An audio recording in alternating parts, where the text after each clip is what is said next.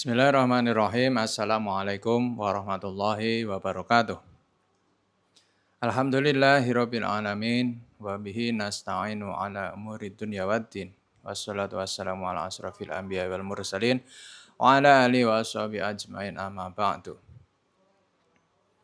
Marilah kita panjatkan puji syukur kehadirat Allah Subhanahu wa taala senantiasa memberikan kita keselamatan, kesehatan dengan mengucap alhamdulillahirabbil alamin. Tak lupa salawat dan salam. Marilah selalu kita haturkan kepada junjungan kita Nabi besar Muhammad Sallallahu Alaihi Wasallam yang selalu kita jadikan sebagai suri toladan dan yang kita nanti-nanti syafaatnya di yaumul akhir kelak. Amin. Allahumma amin. A'udzubillahi minasyaitonirrajim. Bismillahirrahmanirrahim. Iqra. Bismi rabbikal ladzi khalaq. Khalaqal insana min 'alaq. Iqra wa rabbukal akram alladzi 'allama bil qalam 'allamal insana ma lam ya'lam. Shadaqallahul azim.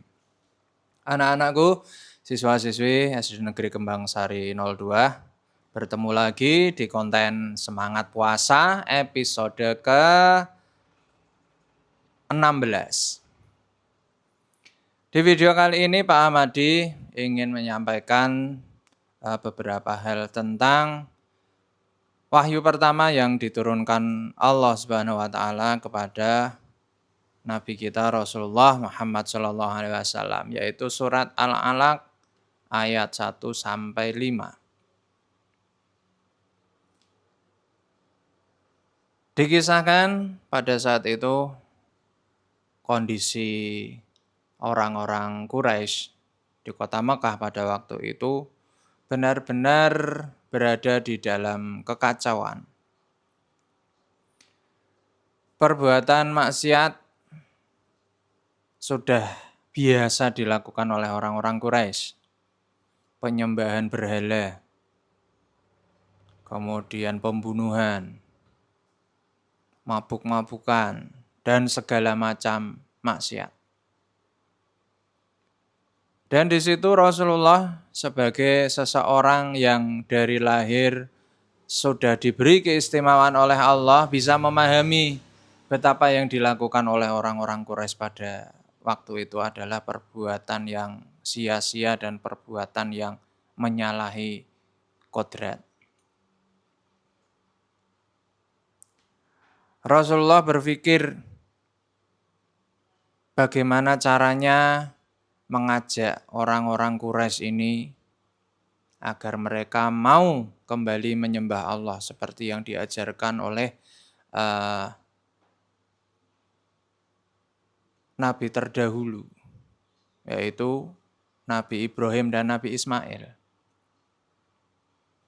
Karena apa? Karena penduduk Mekah ini berasal dari Nabi Ismail dan ibunya, yaitu Hajar yang waktu itu ditinggalkan di lembah Mekah oleh Nabi Ibrahim berdasarkan perintah Allah.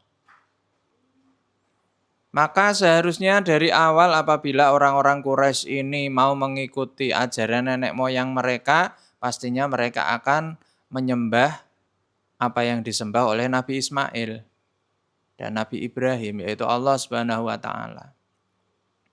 Namun begitulah manusia. Mereka sengaja melupakan atau mereka terbujuk oleh godaan setan dan iblis, sehingga akhirnya mereka tidak lagi menyembah kepada Allah Subhanahu wa taala. Muhammad yang pada waktu itu berusia kurang lebih 40 tahun, kemudian menyendiri berhari-hari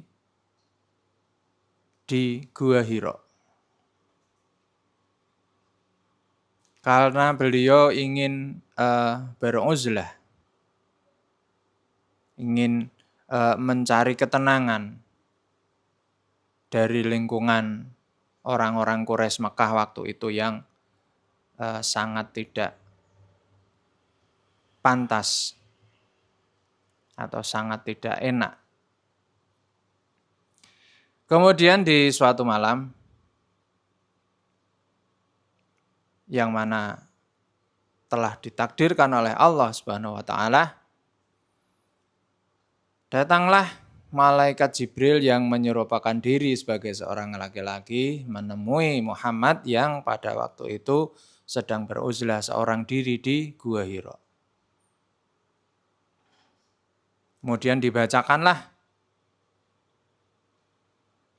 surat pertama yang diturunkan oleh Allah, yaitu surat Al-Alaq ayat 1 sampai 5. Yang ternyata di sini apabila kita pelajari memiliki pesan yang sangat penting. Baik bagi Muhammad pada waktu itu dan kepada kita di masa sekarang. Pesan apa itu? Pesan pertama yang disampaikan Allah kepada Muhammad yang sekaligus mengangkat beliau menjadi nabi dan rasul yang terakhir, yang diberikan risalah Islam, yang diberikan kitab Al-Quran. Pesan apa itu? Iqra. Bacalah. Yang pada waktu itu oleh Rasulullah Muhammad dijawab, aku tidak bisa membaca. Berulang kali. Yang kemudian akhirnya dibacakanlah ayat 1 sampai 5 surat Al-Alaq ini oleh malaikat Jibril. Kemudian di sini mari kita cari, mari kita pelajari kenapa Allah memerintahkan hal pertama kepada manusia, terutama kepada umat Islam itu perintah untuk membaca. Yang pertama, ketika seseorang melihat sesuatu, memandang sesuatu, maka orang tersebut harus bisa membaca apa yang dilihatnya. Ketika seseorang sudah bisa membaca apa yang dilihatnya, maka dia akan memahami. Proses selanjutnya, ketika dia sudah memahami dan membaca apa yang dilihatnya, maka dia akan bisa mengambil hikmah, bisa mengambil pengetahuan dari apa yang sudah dilihat, apa yang dibaca, apa yang dipahaminya. Mari kita jelaskan secara singkat. Manusia yang pada saat itu belum mengenal Allah, atau mungkin sudah mengenal Allah tapi mulai melupakan Allah di zaman Rasulullah, disuruh oleh Allah, diingatkan oleh Allah untuk membaca. Membaca apa? Membaca ciptaan-ciptaan Allah. Seperti yang dilakukan Nabi Ibrahim pada waktu awal mula beliau mencari atau menyadari ketauhidan. Nabi Ibrahim pada waktu itu melihat matahari, apakah mungkin inilah Tuhan? Dia bisa menyinari seluruh alam semesta. Sinarnya memiliki manfaat kepada seluruh makhluk. Namun ketika matahari itu terbenam di sore hari, tidak mungkin seorang penguasa, seorang Tuhan meninggalkan hambanya ketika sore hari telah tiba. Ketika bulan muncul, apakah ini Tuhan? Di tengah malam gelap gulita dia bisa memberikan penerangan, bisa memberikan keindahan, tapi ketika pagi datang, tidak mungkin Tuhan meninggalkan hambanya ketika pagi. Berarti Tuhan di sini adalah zat yang tidak bisa kita lihat secara fisik, tapi secara hati nurani kita bisa merasakannya. Secara akal kita bisa membayangkannya. Dari apa? Dari semua yang Allah ciptakan, yang bisa kita lihat dengan mata, yang bisa kita dengar melalui telinga, yang bisa kita hirup baunya dengan hidung kita dan dengan semua panca indera kita. Kita disuruh membaca. kebesaran Allah. Kita disuruh membaca kekuasaan Allah dari yang pertama tentunya ayat-ayat Allah yang ada di Al-Quran dan juga dari ayat-ayat Allah yang berupa ciptaannya yang ada di seluruh alam semesta ini. Maka kalau kita ingin bisa memahami, kita ingin bisa membaca, kita ingin bisa mengambil hikmah, maka perintah Allah sangatlah tepat. Bacalah. Karena ketika kita melihat suatu kebenaran, tapi kita tidak mau memahami, tidak mau membaca kebenaran itu, maka hati kita menolak kebenaran itu. Maka sekali lagi di sini, di video kali ini Pak Ahmadi ingin mengingatkan pada Pak Ahmadi secara pribadi dan juga kepada anak-anakku, siswa-siswi SD Negeri Kembang Sari 02, bacalah. Mari kita belajar membaca Quran. Anak-anakku yang masih kecil, kelas 1, kelas 2, kelas 3, dimulai sejak kecil kita belajar membaca Al-Quran agar apa? Agar lidah kita bisa fasih.